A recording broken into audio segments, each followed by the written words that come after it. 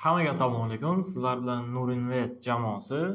Bugun yana avvalgi darsliklarimizni davom ettirgan holatda ajoyib strategiyalardan birini o'rganamiz va bozor holatida savdo qilib, simulyator orqali strategiyamiz effektivligini ko'rib chiqamiz.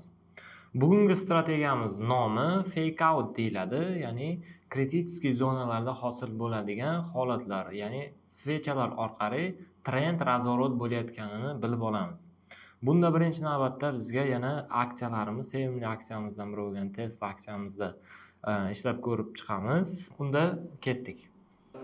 Agarda siz ham ko'plab strategiyalarni mukammal tarzda o'rganmoqchi bo'lsangiz, 2 oylik offline kursimizni taklif qilamiz. Offline kursimizda birinchi oy nazariy, ikkinchi oy amaliy bilimlar berib boriladi. Birinchi navbatda mana ekranda Tesla aksiyasini ochib oldik. Undan avval strategiyani tushuntirib beraman. Bizga kerak bo'ladi support va resistance zonalarimiz. Mana bu holatda bizda resistance zonamiz, mana bu holatda bizda support zonamiz. Bizda shu holatda narximiz harakatlanadi. Narximiz quyidagi holatda support zonamizdan resistance zonaga, resistance zonadan support zonaga, supportdan yana rezistancega shu holatda narximiz harakat qiladi. Bizga kerakli bo'lgan holatimiz bunda support zonalarimiz buzib o'tilishi, ya'ni breakdown bo'lishi kerak bo'ladi. Mana bu holatda support zonamiz narx harakat kelgan vaqtida support zonamiz breakdown bo'ladi deydi. Hammani shu yerda support zona atrofida savdoga kirganlarni stop losslari ushlanadi. Stop losslari uriladi. Shu holatda stoplar urilgandan keyin narximiz support zonadan dalshi pastga qarab ketmaydi-da, support zonamiz ichiga kiradi va bu holatda bu yerda ayiqlar savdoga kiradi va ayiqlarni ham stoplarini urib tepaga qarab resistance zona tomonga qarab yo'l oladi. Va resistance zonamizda ham xuddi shunaqa holat yuz beradi. Bizda hozir bizda mana bu support zonamizdan narx qaytib support zonamizga narx misol qaytib kelgan vaqtida yana bu yerdan razvorotidan buqalar savdoga kiradi, lekin bizni narximiz esa stop losslarni, ya'ni support zonamizdagi stop losslarni urib oladi va pastda soya qoldirib, narximiz resistance zona tomonga qarab yo'naladi. Bu yerda ham resistance zonamizda ham xuddi shunday. Biz resistance zonada buqalarni qo'lga tushiradi. Ya'ni bu holatda resistance zonamizni yorib narx chiqqanidan keyin bu yerda buqalar savdoga kiradi, lekin buqalarni ham aldagan holatda soyalar pastda tepada qolib, narx yana support zona tomonga qarab yo'naladi. Bizda xuddi shuni endi grafik misolda ko'rib chiqamiz. Bizda qanaqa holat?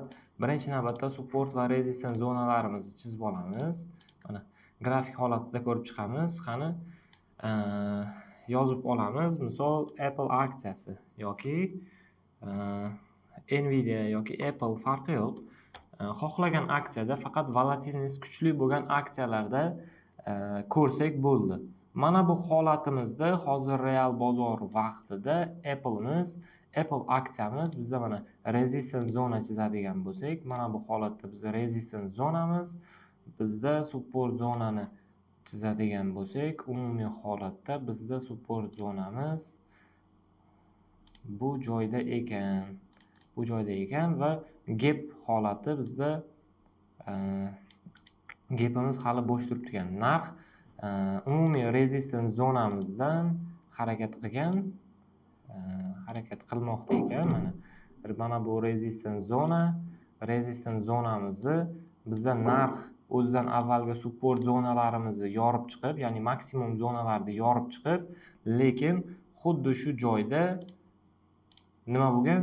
Resistance zonamiz yorib chiqyapti-da, narx dalshi tepaga qarab yura olmagan va soya qolib, keyingi shamtoyoqdan pastga qarab yo'nalgan. Va endi bizda shu holatda narx harakatlanish ehtimoli baland bo'ladi. Bundan tashqari hozir yana ko'rib chiqamiz.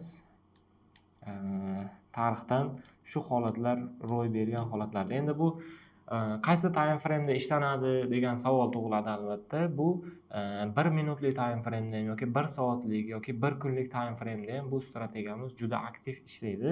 Bundan keyingi videolarimizda xuddi shu strategiyamizni day traderlar uchun ham, swing traderlar uchun ham 1 soatlik yoki 5 minutlik yoki 1 minutlik time framelarda savdo qilib ko'rib chiqamiz. Bizda qanaqa holat? Mana bizda resistance zonamizni chizadigan bo'lsak, mana resistance zonani narx kelib break qilyapti, to'g'rimi? Breakout qilyapti, lekin soya qolib pastga qarab yo'nalyapti va yana borib break qildi va tepada shamtayoq yopila olmadi va pastga ketdi. Bu bizga juda katta signal bo'ladi narximiz pastga qarab tushishiga. Xuddi shuni teskarisi buqalar uchun breakdown bo'ladi. Mana shu holatda biz ko'rib olsak bo'ladi, buqalar uchun breakdown bo'lgan holatdir.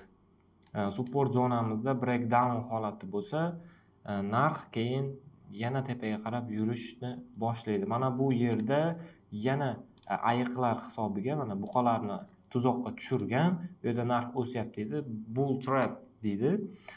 Ya'ni narx tepaga qarab o'syapti, soya qolyapti, yana o'sib breakout qilyapti, lekin soya qolyapti-da, hammani chuv tushirgan holatda narx pastga qarab ketyapti. Bizda hozir buqalar holatini ko'rib chiqamiz. Bu hozir narx resistance zona atrofida yurgani uchun ayiqlar hisobiga buqalarni chuv tushiryapti. Mana bu holatimizda ham xuddi shu holat bor ekan. Mana narx resistance zonani yorib chiqyapti, o'zidan avvalgi bitta maksimumni yorib chiqib turib, nima qilyapti? Soya qolyapti, buqalar kuchi yetmayapti, ayiqlar tepadan bosadi va narx shu tariqa yo'lda pastga qarab tushib ketadi. Bizda hozir ko'rib chiqamiz buqalar holatini. Mana bu holatda bizda buqalar uchun savdoga kirishga juda zo'r imkoniyat bo'lgan ekan. Ya'ni support zonamizda bir necha marta soya qolyapti, lekin narx tepaga qarab pastga qarab tushib keta olmayapti va shu zonamizdan narx tepaga qarab yo'nalgan. Hozir yana ko'rib chiqamiz. Mana bu holatimizda juda zo'r holat turibdi. Mana bizda support zona narx bir necha marta shu zona atrofidan mana yo'nalgan. Umumiy holatda mana shamtayoq pastga yopilgan shamtayoq va soyalar pastga yorib tushyapti, lekin narx breakdown qilyapti, lekin pastda soya qolib turib narx tepaga qarab yo'naldi va shu tariqa narximiz tepaga qarab o'sib ketdi. Biz bu holatda qanday savdoga kiramiz? Qanday savdoga kirishimizni ham hozir ko'rsataman. Mana bu holatda ayiqlar uchun buqalarni tuzoqqa tushirgan va ayiqlar savdoga kirishi uchun zo'r imkoniyat bo'lgan. Mana narximiz o'zidan bitta avval maksimum yasayapti, yana maksimum, ya'ni resistance zona yasayapti, soya qolyapti, resistance zonani breakout qilyapti, lekin bu fake breakout bo'lgani sababli borib narximiz shu tariqa pastga qarab yo'nalib, dalsha pastga qarab tushib ketyapti. Bizda yana bitta holat bor ekan. Mana bu holatimizda mana bu kichkinaroq time frameda ko'radigan bo'lsak, bizda mana bu yerda cross support zonamiz bor ekan. Bu zonamizni yorib tusha olmabdi. Yorib tushganda fake breakout bo'lar edi. Bu holatimizda ham mana bu holatni ham olsak bo'ladi. Ya'ni narximiz mana bu yerda yopilyapti va yopilgan zonasidan narx pastga qarab tushyapti, lekin soya qolyapti. 2 marta soya qoldi va shu yo'sinda mana bu soya qolgan shamtayoqni maksimumga qo'yamiz. Keyingi shamtayoq maksimumni yorib o'tmayapti. Savdoga kirishga, entry point qilishga imkon yo'q va keyingi shamtayoq yana buni soyasini yangilayapti-da, lekin yana shu support zonamizdan tepada yopilyapti. Endi narx kelib shu shamtayoqni tanasini, eng maksimum zonasini yorib chiqayotgan vaqtda savdoga kiramiz. Stop lossimizni qo'yamiz va take profitimizni olsak bo'ladi. Bu holatda bu yerda savdoga kirish, bu yerda stop loss va riskimizga nisbatan 1 ga 2 yoki bu holatda mana yurib bergan ekan. Mana 1 ga 2 dan ham ko'proq, 1 ga 2, 1 ga 3, ba'zi holatda 1 ga 4, 1 ga 5 nisbatda narx yurib beradi. Bu endi 1 soatlik time frame'da, buni xohlasak 4 soatlik time frame'da ham xuddi shu holatlarni ko'rib chiqishimiz mumkin bo'ladi. Mana bu yerda hozir ko'rib chiqamiz. Bu yerda mana resistance zona, mana bu holatimizda ham xuddi shu narsani kuzatsak bo'lar ekan. Mana zonamizni yorib chiqyapti, soya qolyapti va zonamizni yana yorib chiqib, soya qoldirib, narximiz dalcha pastga qarab ketyapti. Bu fake breakout deyiladi. Buqalar uchun bu narsa support zonalarimizda hosil bo'ladi. Support zonalarimizda xuddi shu narsa hosil bo'lsa, biz savdoga kirsak bo'ladi. Bizda hozircha 4 soatlik time frame'da bu narsa kuzatilmayapti. Mana bu holatimizda, yo'q, bu holatimizda ham mos kelmaydi. Bizga mos keladigan holat bitta support zona yasash kerak. Mana bu holatda bitta support zona yasab, narx ko'tariladi va shu support zonamizni pastga yorib tushadi. Mana bu holatda yorib tushadi, lekin shamtoyoq soya qolib, narx tepaga ketadi. Mana shu holatda narx tepaga qarab yurish kerak bo'ladi. Bu holatda Apple aksiyamizda hozir ko'rib chiqamiz. Mana bu holatda juda zo'r idealniy holat turibdi. Mana minimum zonalarimiz, support zonamizni pastga yorib tushgan, lekin pastda soya qolgan. Faqat shu soyadan keyin narximiz dalcha tepaga qarab ko'tarilgan. Mana bu holatimiz ham juda to'g'ri kelar ekan. Bizda bitta narx, bitta minimum hosil qilyapti. Narx ko'tarildi va yana shu minimum zonamizni pastga yorib tushdi, ya'ni breakdown bo'ldi, lekin pastda faqat soya qoldi. Tana support zonamiz tepasida yopildi. Va narximiz ko'rib turganlaringdek dalcha tepaga qarab ketdi. Mana bu holatimizda resistance zonamizni narx bitta maksimum hosil qilib turib, narx bitta maksimum hosil qilib tushib, shu maksimumni bitta yordida, lekin tepada soya qoldi. Maksimum zonamizdan resistance zona chizadigan bo'lsak, resistance zonamizdan tepada emas, pastda yopildi. Bu yerda buqalarni tuzoqqa tushiryapti-da, narximiz bizda pastga qarab ketdi. Strategiyamiz mana shundan iborat. Mana shunaqa holatda bozorda qidirsalaring, bu juda zo'r. Mana bu holatimiz ham narximiz tushib kelyapti va zonamizni yangiladi. Ya'ni minimum zonamizni yangiladi, lekin pastda soya qoldi va narx ketdi tepaga qarab. Mana shu holatda ko'proq bozorda qidiringlar. Mana shu razворотный svechalar hosil bo'ladi-da, narxlar o'z trendini o'zgartiradi. Narxlarimiz shu holatdan o'z trendini o'zgartirishini juda ko'p. Riskimiz o'sha soyani tagida bo'ladi, narx dalcha tepaga qarab yuradi. Riskimizga nisbatan profitimiz juda baland bo'ladi. Mana bu holatimizda yo'q. Hozir ko'rib chiqamiz. Support mana bunaqa holatlarda ham ko'rib olsak bo'ladi. Qaranglar, mana kelib, narximiz kelyapti-da, biroz tepaga ko'tarilyapti. Shu yerdan soya qolyapti, fake breakout va narx tepaga qarab yo'naldi. Bitta minimum zonamizni yorib tushdi-da, lekin ayiqlarda tuzoqqa tushirib, endi narximiz tepaga qarab yurishni boshladi. Va umumiy holatda take profitlari ham olinib berganini kuzatsak bo'ladi. Mana bu holatimizda ham juda zo'r holat. Mana narxlar tushib kelyapti, ko'tarildi va shu minimum zonamizni narx yorib tushyapti, lekin pastda faqatgina soya qolyapti va narx tepaga qarab ketdi, borib take profitlarni uryapti.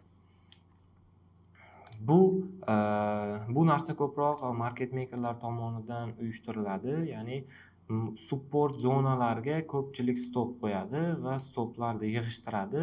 Stoplarni yig'ishtirgan paytda o'sha buqalarni savdodan chiqarib yubordi, endi ayiqlar kiradi. Endi ayiqlarni ham bir yo'li savdodan chiqarib, hammani pulini yig'ishtiradi. Mana shu holatda biz bozorga teskari holatdamiz. mana shu narsalarni kuzatib, mana shu narsalar bilan ishlaydigan bo'lsak, market makerlarga qarshi emas, biz ular bilan birgalikda yaxshigina foyda qilib olishimiz mumkin bo'ladi. Mana bu holatimizda mana narximiz tepaga qarab ko'tarilyapti, pastga qarab tushib, yana narx ko'tarilganda maksimum zonamiz yangilagan, to'g'rimi? Lekin tepada soya qolib, narx ketdi borib take profitni urgan. Strategiyamiz mana shundan iborat, soddaroq strategiya, lekin effekti juda kuchli bo'lgan strategiya. Mana shu holatda agar sizlar ham ishlaydigan bo'lsalaring, portfelinglarni yaxshigina ko'tarishinglar mumkin. Faqat bunda sharti bor, aksiyalarni volatiliteti kuchliroq bo'lishi kerak.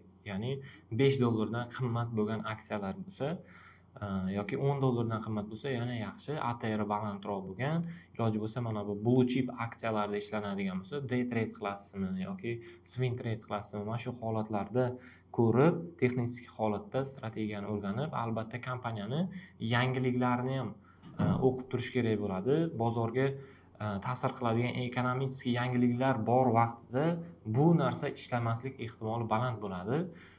Powell gapirishi mumkin yoki foiz stavkalar e'lon qilinadigan vaqtlari savdodan chiqib turiladi va albatta shu holat kuzatilsa ham savdodan chiqib turish kerak bo'ladi, chunki stop losslar urilish ehtimoli baland bo'ladi.